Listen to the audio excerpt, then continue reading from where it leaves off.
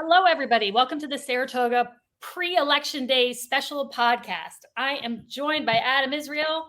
What up, Adam? Hey, how are you? Good. It's a big day today. We have some really interesting guests on, and so because of that, I decided to dress up and put on a jacket. So here we go. I like it. Putting your formal wear on. I like it. There we go. Exactly. So, all right. I think I'm all ready for the guests we have on today. So real quick, Dan couldn't join us today because he's doing his actual paying work, which we understand. But we're really excited to talk all things election, which is tomorrow.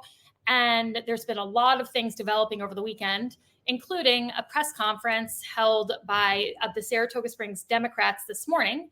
And to talk about that press conference, my friend and fabulous journalist, Thomas Demopoulos, is joining us from Saratoga Today newspaper. How are you, Tom? I am swell. How are you folks doing? We are, I don't know. How are we, Adam? Excited. The night before Christmas, a little bit. You know, when you geek out on local politics, like I think all of us do. Monday night before the first Tuesday in November is always a special date. But this year, I think there's a lot to talk about. And today there was a lot going on, and you happened to go and be in the front line of this press conference. Is that correct? That is correct, and I agree. It's the political time is a real fun time for journalists, and especially this year, anything to take my mind off the Giants would be good. Yeah, the Giants and the Bills, right? I feel that pain. Yeah. So the Democrats had a press conference this morning, and it was primarily in response to a mail piece that current Public Safety Commissioner Jim Montagnino had put out. Correct. So, Tom, what was the crux of this press conference? What was the message they were trying to get out? Well, just to backtrack and maybe set up the show, and I'm sure people know this, but the political race this year in the city involves two contested council seats, right? There are multiple candidates for those two seats. So if I may just backtrack for a second. Absolutely. We have the incumbent Democrat mayor, Ron Kemp, who is endorsed by the Democratic Party. He's challenged by the former public safety commissioner and Democratic Chris Mattison, who's running on an independent line, and John Safford, who's endorsed by the Republican Party and running on the Republican line. The other seat is for public safety. We have incumbent Democrat Commissioner Jim Montagnino, who is endorsed by the Democrat Party. He's challenged by Democrat voter, as I understand it, Timothy Cole, who's running on the Republican line, and Kristen Dart, who has been endorsed by 4 of the 5 sitting Democrats on the city council and is running on the independent line. And I think for those who look at things cynically as having political motivations, that may play a role in it. So what happened today, as you said, there was a mailer that went out, I guess, last week. Did you folks see that? Did you get that? Yes, and I was gonna put it up here, but I don't think it needs any more viewing, I guess. So, So over the weekend, the city Democrat Party and the county Democrat Party got together and asked Public Safety Commissioner Jim Montagnino, who they had previously endorsed and who acknowledges he supervised and fully put together the mailer, to retract his comments about the mailer, which they called racist, as well as renounced his political support for Republican candidate Safford and asked for the $1,000 that the Democrat Party had given him for his campaign back. That was the gist of today's presser. And let me give a tiny illustration of this mailer. Sure. It was basically a postcard about this big. It had a picture of Kristen Dart, which she's so beautiful, and it was not a great picture of her. It was kind of a classic, like, let's take the worst picture we can find of the candidate. And then it was a picture of Alexis Figueroa, who's the head of Saratoga BLM, next to it. And there were some quotes from the Daily Gazette and so forth, but essentially the mail piece was, a vote for Kristen Dart is a vote for Saratoga BLM. Would that be accurate, Tom? Right. Yeah, that's pretty accurate. And Kristen Dart did speak today. She said she wasn't going to, but she said a few words. And regarding the mailer, she said, and these are her words, it raises the idea that Black people are nothing but angry. And she said it was racist because, quote, it lifts up the tropes that Black people cannot be fully human and express their emotion. Now, regarding the Democratic Party, Otis Maxwell, who's the chair of the City Democrats, spoke, as well did Martha Devaney, who's the chair of the the County Democrats. You can tell I'm holding this camera, right?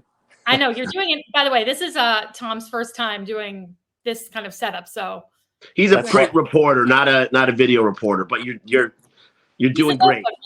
Well, I have the Constitution behind me too, just so for accuracy. But basically, he reiterated those three requests of Montanino to renounce the mailer. Montanino said he would not renounce it. To renounce his support of the Republican candidate Safford for mayor, which he said he would also not do. And as for the $1,000, and I want to make sure I have this correct, he said he would, in lieu of returning it to the Democratic Party, he would donate it to the United States Holocaust Memorial Museum in honor of those members of the Saratoga Springs Democratic Committee who support the right of the State of Israel to exist. And it continues from there. So it sounds like, to me, from what Kristen is saying, it was less about the copy on the mailer, like it was less about the quotes and more about the imagery. Would that be accurate? Yes and no. It essentially is attempting to link her to Saratoga BLM, right? And that was brought up today as well. Otis Maxwell, the chair of the city committee, said, I can speak for most of our committee members to say we are appalled by the mailing and that it's, quote, antithetical to harmony with one another and especially concerning to people of color and anyone who feels marginalized by the community.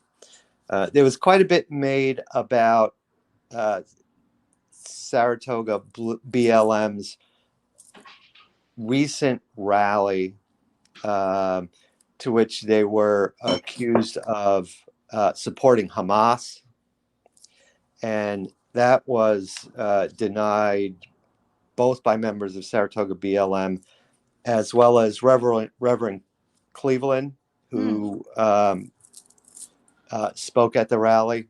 Yeah, well, I have to interject here because and any gathering where you're holding signs that saying "to the river, to the sea," which is essentially calling for the eradication of the Israel and the Jews that are in Israel, I don't think you can speak out of both sides of your mouth.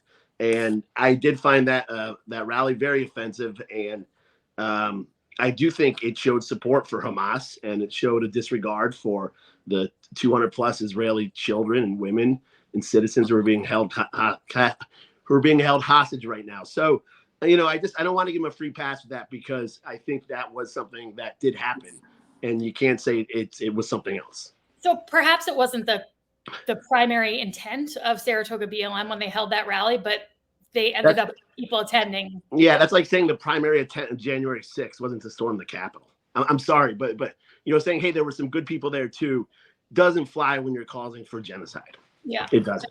Yeah, and that's fair. And truthfully, I wasn't at the rally, so I don't know what was said. just relating what was said today. Right. And I will say to that point, Kristen Dart also spoke in addition to the mailer, and her quote was, I believe what Hamas did was an act of terrorism, and I also believe the government of Israel blocking humanitarian aid is a violation of international law and is also inhumane. So, end quote. So, there's that as well. Yeah. But the point in this coming up was it was the mailer was somehow linked to Dart's supposed alliance with BLM and to their supposed alignment to Hamas, I guess, is what Montanino was saying. I will also say, not to get too in the weeds, that Montanino had cited a newspaper, not this newspaper, but a newspaper report in putting the content of that mailer together. That was also spoken about by journalists there as not being an actual news report, but a column or an opinion piece. So yeah. I think that distinction needs to be made as well.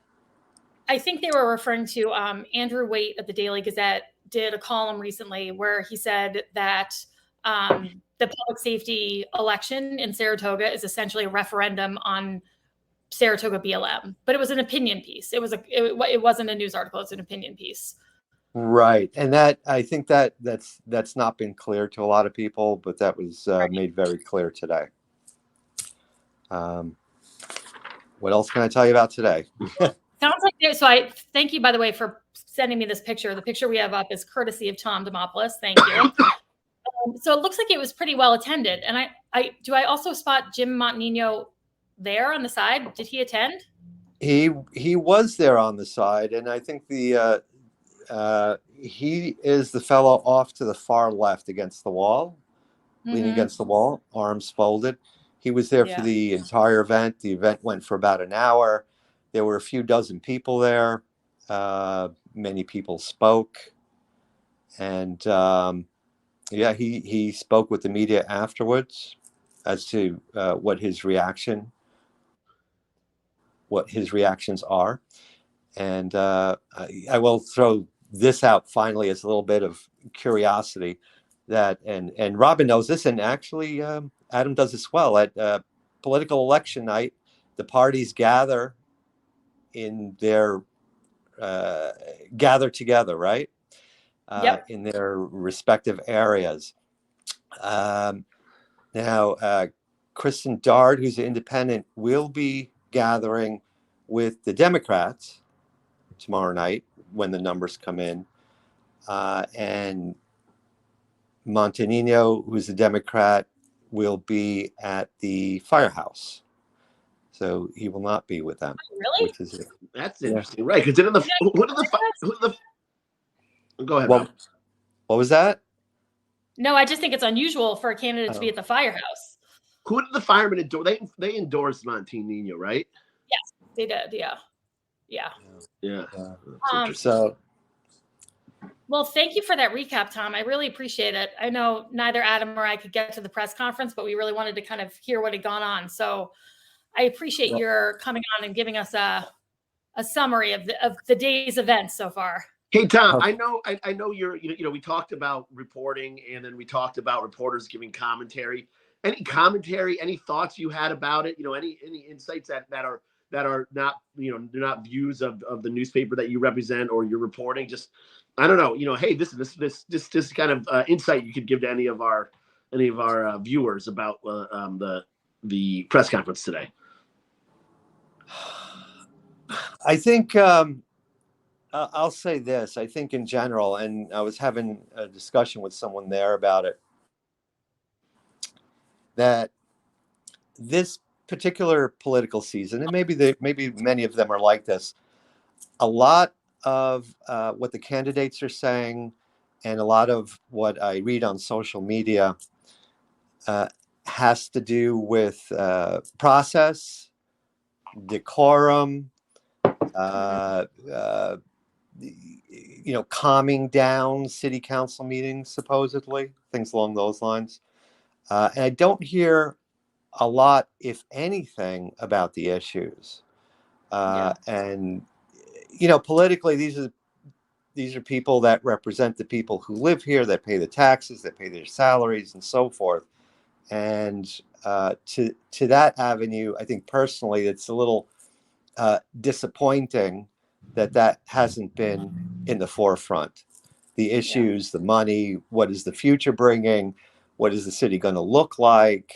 What's being done, for the community, for the kids, for business wise, and so forth. And really haven't heard any of that. So that would be my 2 cents worth, Adam. All right. Well, thank you for that. And then we have a quick comment here from Aaron Leary, who says that sounds illegal together at the firehouse. To that end, I do always know you have to be very careful about who you say you got endorsed by. Like, for example, when you get endorsed by the firefighters, you get endorsed by their local 343 union. And so it would kind of surprise me if they gathered on city property at the firehouse on election night. I think that is seems a little dicey. Yeah. And just to be clear, that was a conversation. It wasn't an announcement. It was a conversation. I asked, where will you be tomorrow night? And the response was the firehouse. So, I mean, it will not be a city council quorum, Maybe. Obviously. I think Malta's got a firehouse subs.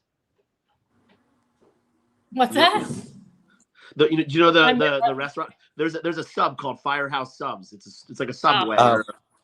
I missed it. All right. Okay. Yeah. Maybe. All right. Well, thanks, folks. Moving on. Thanks so much. We appreciate it. Yeah. Bye. Bye. Hi, Tom. Hey, Robin, real quick, going back, no more jokes, but could you mean, I know the PBA has that building out across from the old dump. Is that PBA and firemen who split that property, that house there? Or just like a fire? Just PBA? I think it's just PBA. Yeah. Yeah. With the fire. Listen, we want to time you behind Adam, and I want to bring on our next guest, Otis Maxwell. He's here. Otis, how are you? Good. Here I am. Yeah. There you are. Yeah. Otis Maxwell is the chair of the Saratoga Springs Democrats, and we're thrilled that you came on today, Otis. I really appreciate it. Thank you. I'm glad to be here. I also have to give you a shout out because I know being the chair of a local political committee is not the easiest job in the world.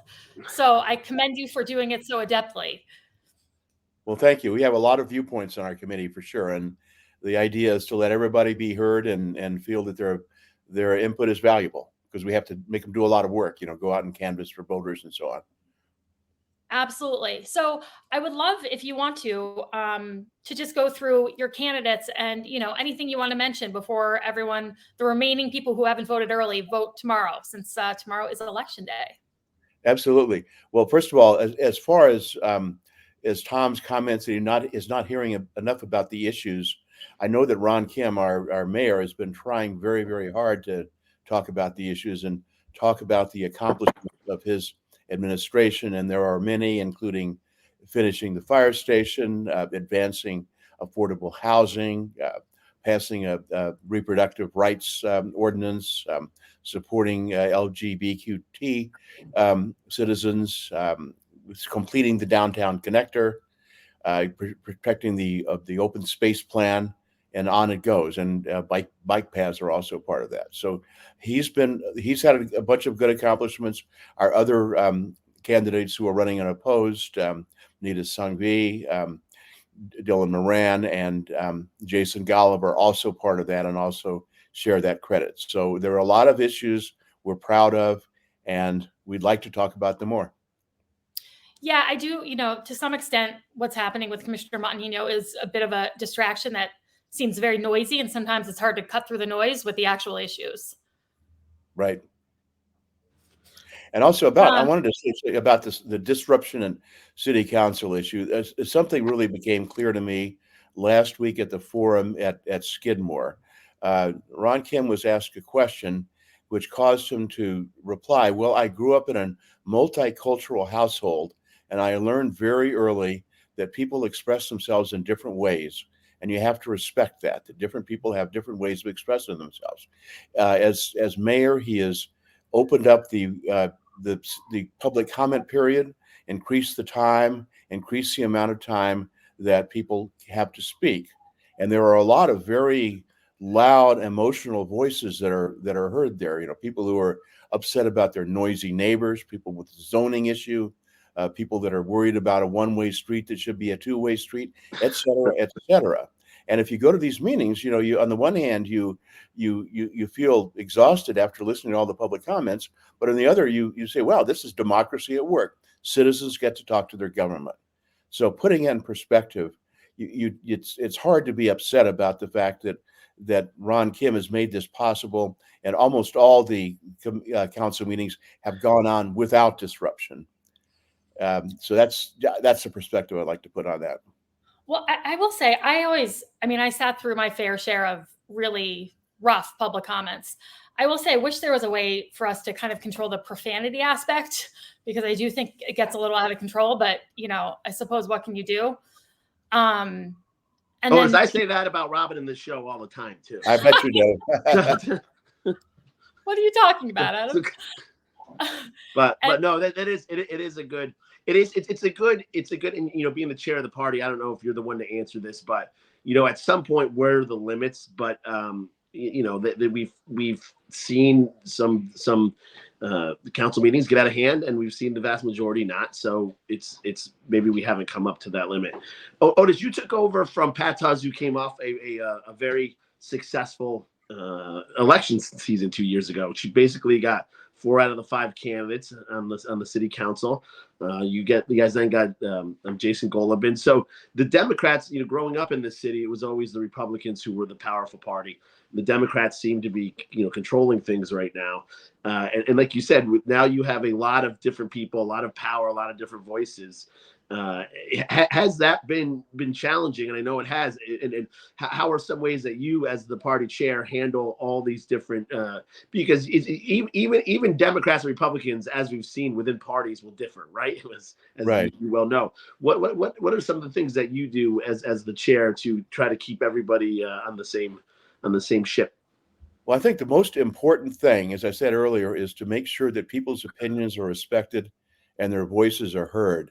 And I guess I'll just go back to Montanino as an example of this, that we endorsed him as for re-election back in February, which was an easy choice because he had a very productive 14 months in office, got a lot accomplished.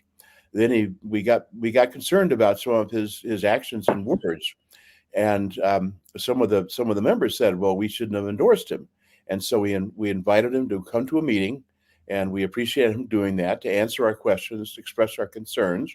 We then had a vote on whether we should take back the endorsement, which is something that we take very seriously because the candidates spend a lot of time getting endorsed, meeting with us, going through a process, and we don't want to take that lightly.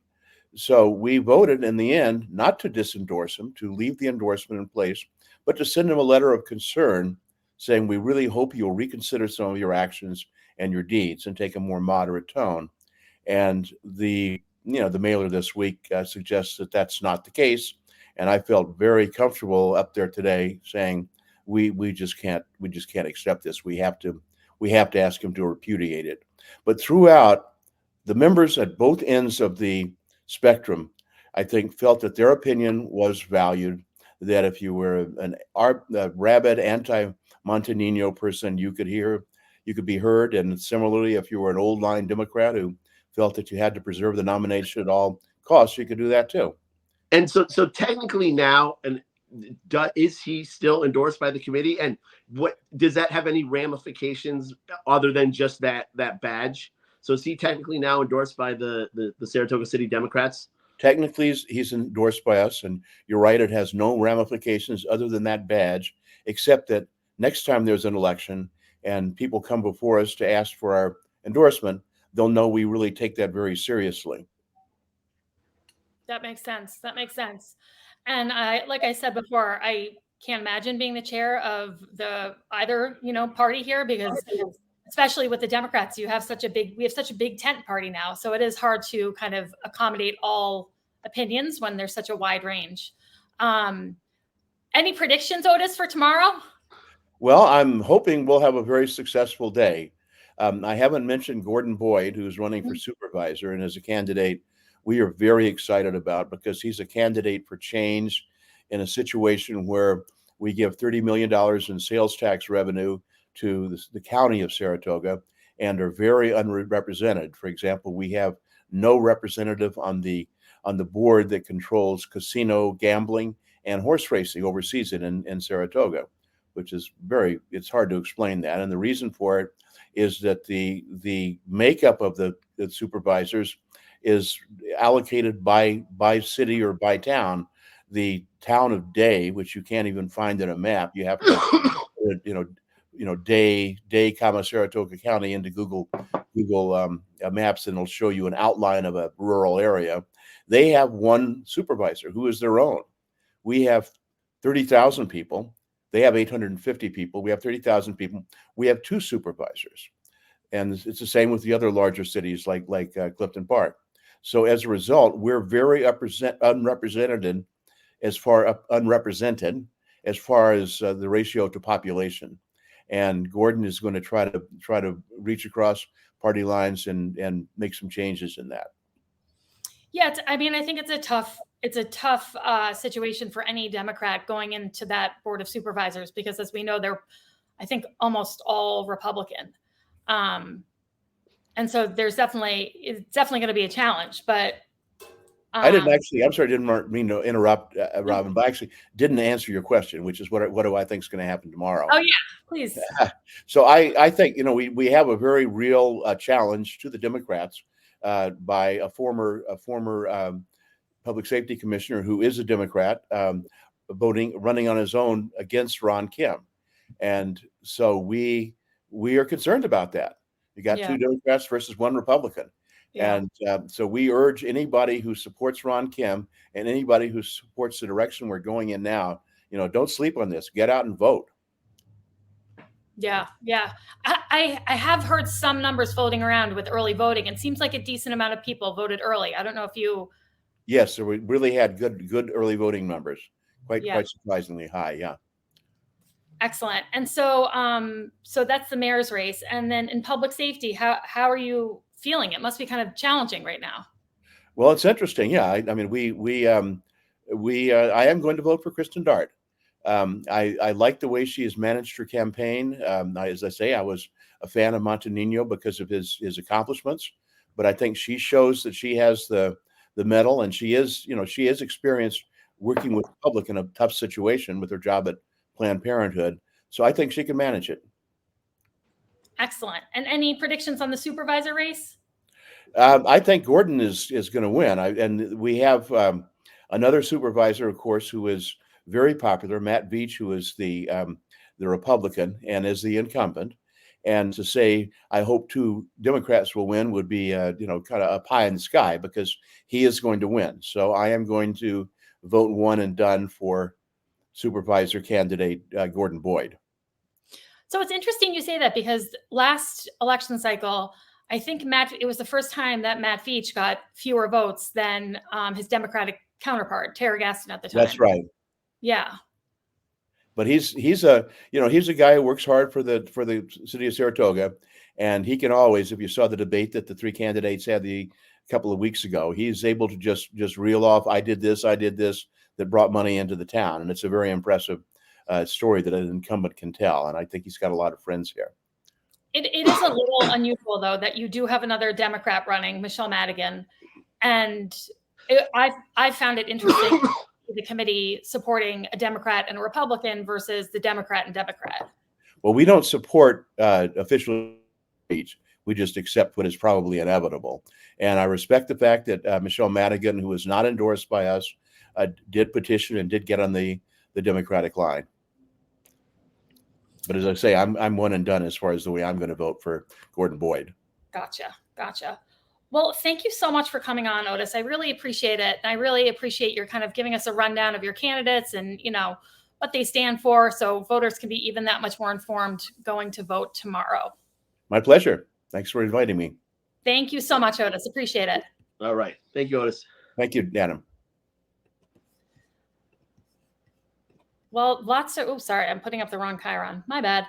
I I really do think that Otis he's had quite the campaign season, with the controversy with Jim and back and forth. I can imagine he's been quite busy and probably needs a decent vacation post November 7th to recover from all the madness. Yeah. It is. There are some like I've always said, when I ran for office, I ran as an independent, and I heard from Democrats, I heard from Republicans, but some of the Democrats are just the real kind of entrenched far left ideologues can be loud and nasty, and so I'm sure he got an earful on a lot of different things. It really is with the whole Jim thing. It's just interesting how that all played out, right? Because Kristen Dart on the independent line if she's somehow able to pull this off, then no Republican should ever run in the city again. But how did that happen? Where Jim was on? Was it this mailer? What was the straw that broke the camel's back? It seems like it was this mail piece, I think. Yeah. Yeah, definitely. Yeah. And one of we're not really a gotcha thing, but it's interesting about this mail piece of I had a big issue with the Democrats going after a candidate for school board. Sharon Dominguez, and because the Daily Gazette, this same weight guy from the Gazette, who I think is a trash reporter, wrote this piece about her, but used a very unflattering image, and I thought that was very misogynistic. It was done on purpose. It just wasn't a random photo. They know the pictures they're using. They know the imagery, and the Democrats had no issue with that. Right, they had no issue with a woman being kind of photographed in a very unflattering light, and then using that photo with a negative article. And it's kind of what happened in that mailer. I mean, the big debate in that mailer right now is that, all right, what exactly is racist about it, and what is untrue about it, right? So it states some facts. Are the facts untrue? And certainly the argument of how they portray an angry black man and a black lady in politics, the pictures were not flattering, and I'm sure that was done on purpose. And that I do have a problem with that, but you can't have your cake and eat it too. You can't choose when you're going to be outraged over the use of imagery and if it wasn't that, what in this mailer was false. I mean, I think it's a little harder. Like the two comparisons are, I don't know if they quite compare to me, only in that this mailer came from within the Democratic Party, technically, someone within the Democratic Party, versus a journalist, a newspaper who, they do what they want. But I will say, like, the picture of Kristen, it just brought me back to when I was running in 2019. My opponent dropped a mail piece about me about 4 days before the election. And on the cover, next to the address, there was a picture of my face in color. And it was like the most unflattering photo. And it's just, I was saying, you don't have a bad angle. What are you talking about, Dalton? You're too kind. Too kind. No, but, I think it happens to women all the time. And I think it's kind of just garbage, Yeah. And I think it's got to be called out. I don't think you can selectively call it out. But with that being said, appreciate Otis coming on. I think he was the first time I'm speaking with, very well spoken. You can see why he's able to kind of corral those Democrats and seemingly get them all on the same point in the same direction. So thanks again, Otis, for coming on. Next up, we have Mike Brandi. Mike Brandi is the chair of the Saratoga Spring Republican Committee. How are you, Mike? Good, guys. Can you hear me okay? Yeah, we can hear you great. Awesome. Doing as well as can be, on the verge of election day, being involved in this. It's certainly silly season, and we're seeing that in all its glory these last couple of days. Yeah. I do think we should have like a locally scheduled nap day sometime, maybe later this week or early next week. Like we can all just take off, rest, and get our sanity back, perhaps. I think we'd have bipartisan support for that across the board. I love it. So there's so much to talk to you about. I would love to hear about your candidates, and then, of course, any reaction to what's been going on today and over the last couple of days. But we should start with your candidates, as I think would be the right spot. Yeah. So we've an interesting slate this year. We don't have a full slate, but I'm really excited about the candidates we do have. We went outside the box here. We kind of really covered all our bases. Heading off the ticket, obviously, John Stafford.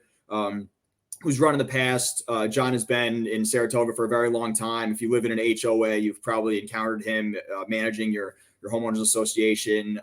He's all over the place with his community service and service to veterans, especially. And what I liked when we were talking to candidates, or, God, it feels like yesterday, but I guess it was earlier this year, is John's just a consummate professional, always level-headed. I mean, you cannot rattle the guy. I mean, in some of the more stressful moments of campaigning, I mean, he's really unflappable. So he's perfectly poised to get in there. He's compromising. He is fair.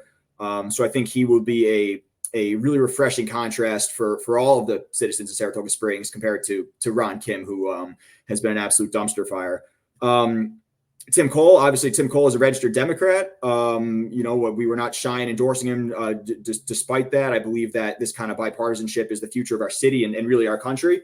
Tim, I think, no offense, Rob, but I think he's probably one of the most qualified people to ever run for Commissioner of Public Safety. No offense taken. The gentleman who ran before me for public safety, Don Brame, was like a former police officer. He had all of this law enforcement experience. So I'm very used to hearing that other people were the most qualified.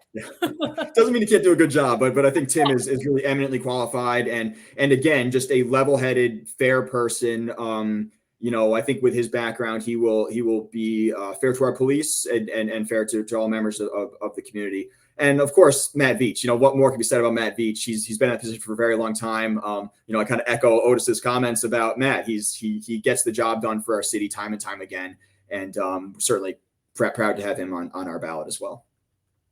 Excellent. With that being said, let's talk about supervisor for a minute. For the supervisor, Otis, the Democrats were not going to support the second Democrat, Michelle Madigan.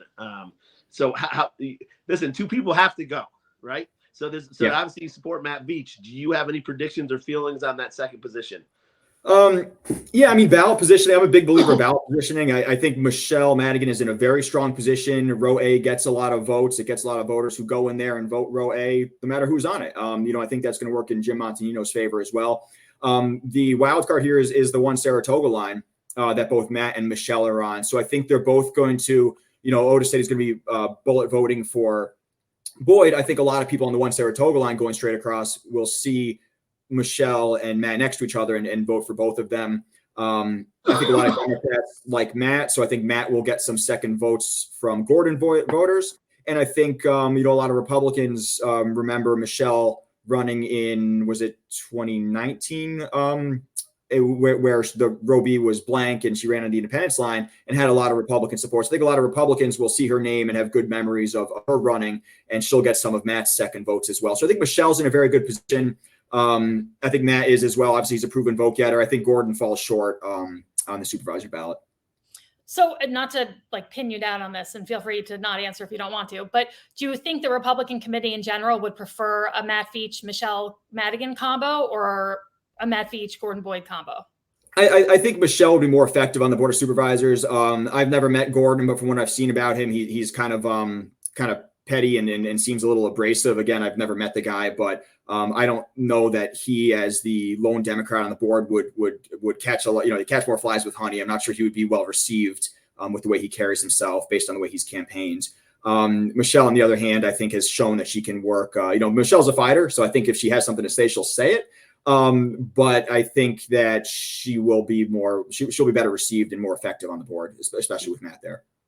We had a really unexpected, or maybe not unexpected is not the right word, but maybe a non-traditional event happen where the democratically endorsed commissioner for public safety endorsed John Safford, Republican, for mayor. Is that something that John was seeking? Did that catch him off guard? Were you guys happy to get it? Can you speak a little bit about what that meant for John? Yeah, it's again, silly season, right? You never know what's going to happen. It's a weird year. I don't know if you've seen the ballot yet. The ballot looks like Frankenstein. It's bits and pieces all over the place, multiple lines, blanks here. Of course, it's led by the judges, and there's no Democrats up there, so it's an odd looking ballot. So yeah, when I heard that was being discussed, obviously I'm open to that. I think that, again, the bipartisan support that our candidates have received has been, I think, historic. I think our bipartisan slate is historic, and I hope this is a precedent that we can maintain going forward. So when I heard about it, it was something personally I was willing to maintain. Ultimately, it's up to the candidate. But I was behind that. I think Commissioner Montino has certainly had his issues in office, and I certainly have my differences with the way that he's handled the Office of Public Safety. But I think, again, what I think was made clear during that announcement is that that was not about the public safety race. That was about the mayor's race and the fact that Ron Kim, the city cannot take another 2 years under Ron Kim. You heard Tom DeNapolis talk about a lot of running has been running on returning decorum and calmness and collaboration back to City Hall, and not so much as the issues. What are, if you could, sum up an issue or two for the Commissioner of Public Safety candidate Tim Cole and the mayor candidate John Safford? What are some of the big issues that they're going to do when they get in office? Yeah, so I think going back to one of the first real missteps that Ron Kim had was completely undercutting and destroying the city attorney's office. He removed Vince DeLeonardis, who was a competent, fair city attorney for a very long time, got rid of that institutional knowledge, fired, and then rehired Tony Izzo. I have a lot of respect for Mr. Izzo, but I'm not sure that the city attorney's office is functioning at this point. So that was gutted early on. So the city attorney's office needs to be restored to competence. The Office of Risk and Safety needs to be restored. And going door to door, I was hitting doors this morning, and as soon as I'm off with you guys, I'll be back to doors again. Assuming the weather looks okay out there. The insurance issue. I mean, that's something that constantly people are hearing about, where the costs are real. When you're talking $1 million plus a year for the foreseeable future, that's a lot of money out of the taxpayers' pockets, and the money's got to come from somewhere. Either we're going to cut somewhere else to make up for that, or we're going to have to continue to increase taxes for potentially a third, fourth, fifth year in a row. Who knows? So yeah, that was real generational damage done to the finances and the insurability of the city. So definitely a big concern there that people are hearing. And, I don't think we haven't been able to talk about the issues. Civility is at the forefront because it's been over the news, Kim cursing out this person, cursing out that person. So obviously, the kind of, if it bleeds, it leads kind of thing. It's been all over the news. So obviously people are focusing on it. And I think we need to get back to a baseline of decorum and respect before we can start getting into the minutia and the real nuts and bolts governance issues. But I don't think it's precluded us from talking about these things. I think we have addressed the uptick in crime that we have seen, and the numbers do support, despite constant claims from Ron Kim's campaign, and things like insurance that really matter to people. So I have a sample ballot that I'm going to throw up. I was making it for Michelle Madigan, so you'll notice her name is checked, but I just want to give people a sense of what the ballot looks like. There's a lot going on. It is somewhat wonky. Yeah. Look at that. Yeah. And I will add a little commentary here that voters, before I got involved in politics, I thought the ballot didn't matter. If people would go look for you and look for your name, but it really does. What line you're on, how many lines you're on, it really can affect the outcome of a race. So it's interesting that this one's so wonky. Yeah, very much so. Ballot placement is pretty significant, I would say. So there are a couple other things I wanted to ask you about, Mike, if you don't mind. I believe that you have a lawsuit currently pending against the city. Is that correct? Two lawsuits. Two lawsuits. So yes, can you describe for viewers what's going on there? Absolutely. Both are transparency-based lawsuits. The first one is for FOIL, which is Freedom of Information Law. Freedom of Information Law is in the Public Officers Law. New York State Legislature has codified it. And it involves the people's right to obtain records and information from the government. And the baseline is that you're entitled to anything. Anything they have, you can get, unless it fits under certain narrowly curtailed exceptions. And fundamental in that is that the city has statutory timelines that needs to get you information in. It's to get you a confirmation in 5 days, the documents by 20 days. If you appeal, you have to get a response in 10 days. This is all right there in the law. So back in May, I submitted 2 separate FOIL requests to the city, which were acknowledged and then ignored for, I think, 3 months. I appealed. My appeal was acknowledged. I was promised a response, and I was ignored. So at that point, I sent a follow-up. The follow-up was ignored. So at that point, I went to the New York State Committee on Open Government, which is a division of the Department of State. And I said, here's the situation. Let me know your opinion. They said, yes, this is a denial. your remedy is to sue under Article 78 of the civil practice rules. So I did. And I think the law is very clear on it. I think we're going to win on all fronts. And I think it's an embarrassment to the city that the city, is obstructing for no reason whatsoever. And it's going to cost the taxpayers money to defend this. And it's a real shame. Meanwhile, I'm waiting 5 months plus to get what are going to be a few hundred pages of very redacted records. And reporters submit things for Rob and your texts or former Mayor Meg Kelly's texts. And from request to release, 3 business days, unredacted 50 pages of text messages. So do the math yourself. The facts are right there. The city's playing political games with transparency and the Freedom of Information law. I'm disgusted by it. And I know that this administration and Mayor Kim have frequently mentioned that the number of FOIL requests has gone up so dramatically from something from like 222 to now like, I don't know, 400, 500, 600. But to me, that's an indicator that people don't feel this administration is being transparent. Otherwise, they wouldn't have the need for so many more FOIL requests. It certainly could be. Yeah. Go ahead. Sorry. No. You finish your thought. And the other thing the city's shown the ability to do is to hire a law firm within 10 days. So it would not be difficult or really necessarily extremely expensive for the city to bring in help to address FOIL requests, to address the backlog. And these are requirements under the law. The city should be doing it. It's fundamental governance. It's really non-negotiable. Well, and of course, I have personally observed that FOIL requests that pertain to me are responded to with pretty quickly, very quickly, in fact.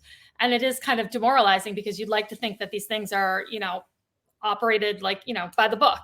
But there does seem to be some political motivation there in terms of what FOIL requests are responded to and how quickly, for sure. And the only damage that they face from these foils is that there's no civil penalty, there's no criminal penalty. It's just up to the voters to watch this and decide, is this a government? This is how they want their government to act. Is that correct? Yes, you're right. The city can be ordered to pay for my attorney's fees, which in a case like this are not, it's not that much money because it's a fairly simple expedited proceeding. There's no discovery. It's all in the papers. So that is really the only stick for the city. I mean, the idea is that they shouldn't need a motivation to abide by the law. It's a command under the law, and that should be enough. And it is enough for most municipalities. I've represented as municipal council towns of 300,000 plus people or as small as 3,000 people. And no one else has the issues that Saratoga Springs has with this. This is unique to this administration. And again, it's disturbing to me. We should mention to our viewers that Mike is actually an attorney. So you have, which I don't think we mentioned at the very beginning. So should put the ESQ after my name. I should have done that. One other question for you while you have your attorney hat on. I had heard, but I hadn't really dug into it at all recently, that the school district is suing the city. Is that correct? And could you enlighten us about that a little bit? Yeah, it's I've looked at the papers when I lost you. It's an interesting one. Essentially, there was a Quad Graphics, I believe, that was had a pilot agreement. And a pilot agreement is basically, I'll give you the 1,000-foot view because it gets really strange. And I've represented IDAs as well, which is where these agreements come from, industrial development agencies. Let me get my thoughts right here. So when you get an agreement with an IDA, it basically gets you off the tax rolls. And instead of paying taxes, you would agree to pay a pilot payment, a payment in lieu of taxes. But critical in that is that you have to actually be removed from the tax rolls. And apparently someone in Commissioner Moran's office, or I guess Commissioner Moran is the assessor. So someone in his office or him forgot to remove the entity from the tax rolls, which resulted in a miscalculation of the school district's taxes and tax levy. And the school district is claiming that it was shorted something like $200,000. The city is claiming that they weren't. And that's about the extent of my understanding of it. There's a lot of money at stake there, but it's certainly going to take a lot of discovery and a lot of legal jockeying to get to the bottom of it. But the bottom line is it seems to have resulted from an administrative mistake on the part of the city. Gotcha. Well, that's an unfortunate administrative mistake for sure. Sure is. 6 figures on a mistake. That's not something anybody wants to be facing down. Yeah. So lots of lawsuits is my takeaway from this. Lots of lawsuits. Certainly. Well, I'll touch my second one real quick. The second one is open meetings law based and arises from earlier this month. The city took a vote by email. Fundamental. You can't do that. You can't vote by email. So it was also submitted to the Committee on Open Government. They confirmed it's a violation. We're in court on that one as well. And I think we'll be successful on that one. Can you give us any specifics on what the vote was about? Yes, something about a state liquor authority waiver on hours of service. I'm not exactly sure of what the context is behind that, and frankly, it seems somewhat non-controversial. But no matter how small or how large, you can't vote by email. You can't vote behind closed doors. That's a public's business, and it needs to happen out in public. The city has the ability to schedule a special meeting and do it very quickly within an hour's notice if they have to, and get it done. This was, it's either laziness or disrespect. Either one is unacceptable. Yeah. Well, I'll be interesting to hear how those lawsuits pan out. It sounds like you have pretty cut and dry case here on both sides. And yeah, I think so. As a voter, I mean, even as putting your role with the Republican committee aside, I just, as a resident, appreciate that there are people who are really making sure that our city government stays transparent and stays honest with us. So I would be doing this either way. This is something I believe in. The first assignment I ever had in my first internship in law school was a box plopped on my desk, and they said, "Go through this. It's been requested. See if we need to disclose this or not." So it's something that I know, and I think is a fundamental pillar of our democracy is that kind of transparency. So I filed these not in my capacity with the Republicans. I'm the plaintiff myself individually. I'm funding it myself. It's something I'm doing because my own belief in those tenets. And if I recall correctly, I think you also, in my opinion, get the most dramatic delivery of a lawsuit ever. I believe you had the city served at a public comment period. Is that right? That's correct. Yes. We had the city served with the FOIA lawsuit. We served Assistant City Attorney Michael Phillips during the public comment period. That's right. Yeah. So I want to make sure the city got it. 10 out of 10 for delivery. That was a wild one. That was a wild public comment. And that, it was. And, that's one thing I go back to, aside from the service, Ron Kim likes to say only 2 out of however many 100 meetings were disrupted. No, 2 were canceled. Many more were disrupted. Meetings are regularly disrupted. People don't go to these meetings because they see what is spewed at the people that are speaking. You go to one of these meetings, you hear what's being said. Those meetings are disrupted. I also was like a touch confused on his math because I think he said like 2 out of 120 meetings. And as far as I know, the city council meets twice a month. I know that got me too, but I'm pretty sure he's counting like land use meetings and where there's really no one comes to public comment. Yeah. I mean, wait a minute. I mean, stay awake in those meetings. But I was just like sitting there, like I'm like using my fingers. I'm like, wait a minute. Anyhow, doesn't add up. Yeah, no, it does not. It does not quite add up. Well, in 24 hours, the polls will be almost closing, and one more election season will be in the books. So. Anyway, Mike, thank you very much, Robin. Unless you got anything else. No, thank you, Mike. We appreciate it. Yeah, this was overdue. Let's do it again sometime soon. Absolutely. Love to have you on post-election. We can do post-election analysis. That would be great. For sure. Give me a couple weeks to recover first, then we'll talk. Okay, or nap day, of course. Exactly. Yes, the nap day. Yes. Thank you so much, Mike. Appreciate it. Bye-bye. So much going on, Adam. Yeah. It really. I thought that was a great Monday before election show, just to get the heads of the party in there, have them say their bit one last time about what their candidates are going to do and what their platform is, and it was really informative, and I appreciate everybody for coming on.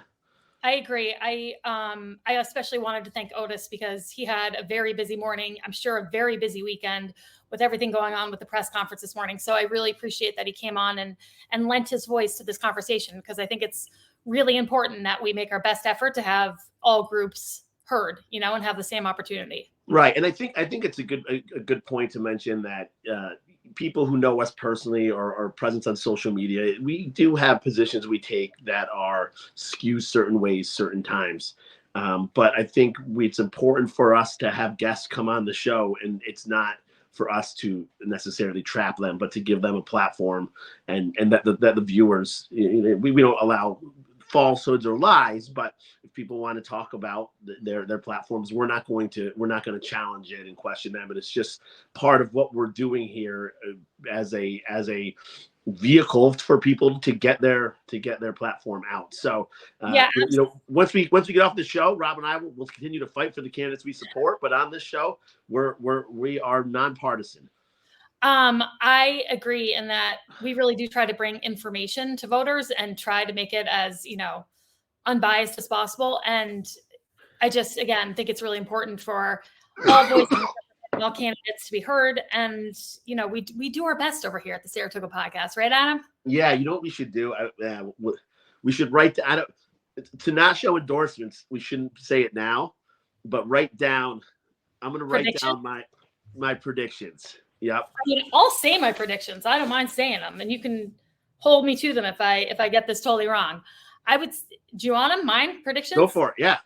Okay. I think in the mayoral race, probably this is the first time in like a decade plus where potentially the Republican candidate has a little hole that they could sneak in and win. Just in that, there, as Otis said, there are two Democrats. One's running for mayor on the Democratic line.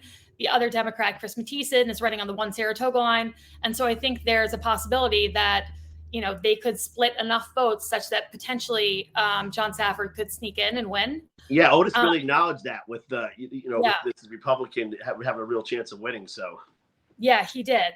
And then for public safety, so we've mentioned this before, but the one Saratoga line, I do think is kind of like the special sauce here. If you have a major party and you have the one Saratoga line, I think it gives you like a tremendous advantage.